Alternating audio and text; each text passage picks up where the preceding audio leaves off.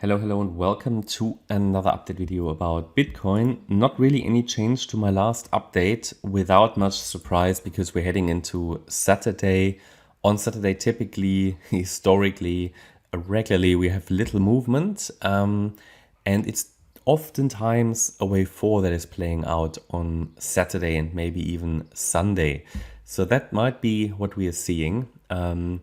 Just to explain briefly here this short-term price action, because literally not much happened since my last update. But the idea is that Bitcoin has a good chance that trend has changed down here on the 15th of June from a local downtrend within, and I have to go to the 1 hour chart, within this wave 2, that was the local downtrend, it hit our support or trend reversal area, and it could now be in a third wave that would send it way higher. This could be the first wave basically within that third wave. And if we zoom in a little bit, we can see that we already completed a wave 1, a wave 2 and a wave 3, possibly a wave 4, and we could be in the wave 5 already. However, as I explained to you yesterday, as long as we're holding 28,550, here the 50% retracement, I assume that this is a wave 4. Only if we break below 28,550, I assume that we are already in the larger and deeper wave 2 here. Yeah, so this is the overall range that we deal with between yesterday's high and the 26,190 level, which is the 78.6 retracement level of the move up. And this is the bullish range we deal with. And that is also the bullish range that can be traded here in a possible 1-2 setup. And then, yeah, I mean, this could, ideally it would result in a third wave rally, but we don't know. It could also take a little while to play out, okay?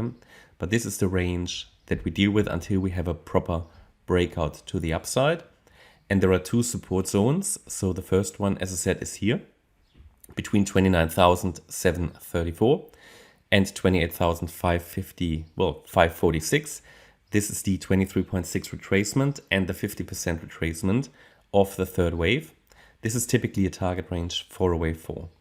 So this is what I at the moment assume, that this was just a high B wave, because it looks even clearer like a high B wave on the Bitcoin on the Ethereum chart, and it would play out like that: A wave down, B wave up, and the C wave down, so that we're still in the wave 4.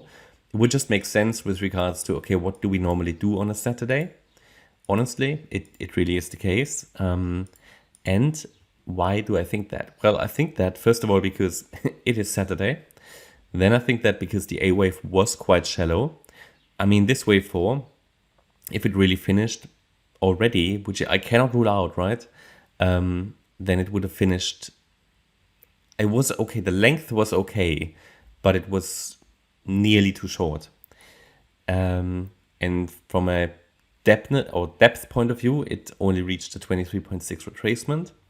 And the move up is, as far as I can see it, only in 3 waves. Yeah, a possible A wave, a B wave, and a C wave, or WXY. And let's actually look at the Fibonacci retracements. There's typically a theoretical limit as to what a wave B should do. It should normally not go beyond the 1.38 retracement, and it didn't. Okay, we had a touch above, but it didn't really go above it. So the 31,320 level was basically a limit for an overshooting B wave, and normally they don't break and sustain above it, and it didn't. Okay, so it's all about, okay, looking at the analysis and doing a bit of detective work. I can tell you that for me, it's a little bit more likely that this is a high B wave, especially looking at the price action that's happening now. But either way, we expect now at any point a pullback anyway, either here in this wave 4 or in this wave 2, right? Looking at the subwaves, I mean, it is possible to say that this might be a wave 1. This might be a small wave 2, could still go a little higher.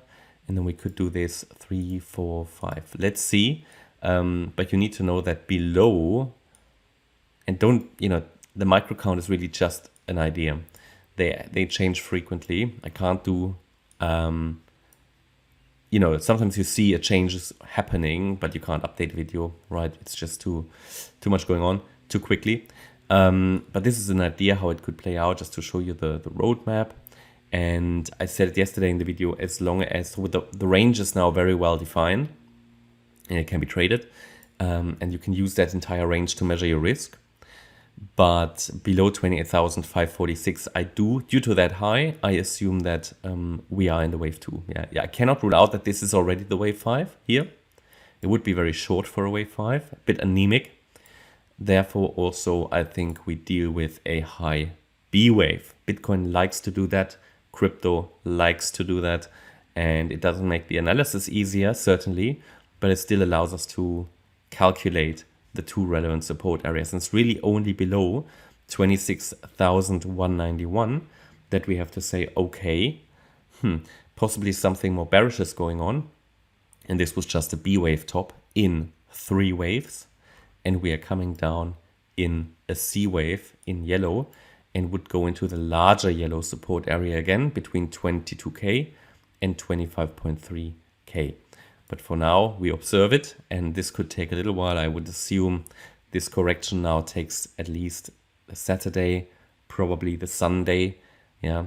And then we'll see where we are towards the end of Sunday and Monday. I know will be a boring weekend again, most likely, but that's what it is. It was an interesting week, and now we just need to observe price action, understand, okay, do we hold the 50% retracement here, or do we go deeper into the deeper zone? And based on that, we have a good understanding of, okay, the next wave will be this wave 5 of 1. We're still in the wave 1, or, right, we might already be in the wave 2, and the next rally could be a third wave, which could be actually quite significant, because that is most likely the strongest wave in this entire structure.